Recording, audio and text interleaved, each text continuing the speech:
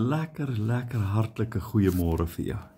Ja, die dae met die lang naweke tussenin is maar bietjie deurmekaar, né? En kom ons sê nou maar vir mekaar op, né? Party mense se lewe is net so lekker deurmekaar, né?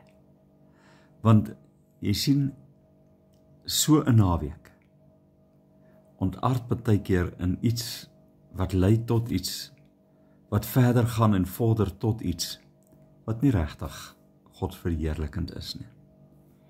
Vir my en jou om 'n godsverheerlikende lewe te lei, beteken dat ek op 'n stadium 'n besluit moet neem om huis skoon te maak. 'n Besluit moet neem om te wil verander. 'n Besluit moet neem dat ek met my hele hart, met alles wat binne in my is, Here Jesus gaan volg. En ek hoop, ek vertrou dat jy al iewers daai besluit geneem het.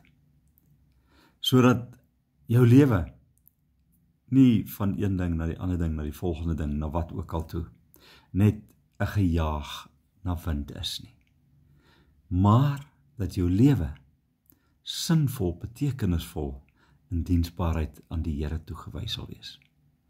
Ek hoop jy het 'n baie lekker dag. Here Jesus, baie dankie dat ons lewe onvoorwaardelik aan U kan toewy.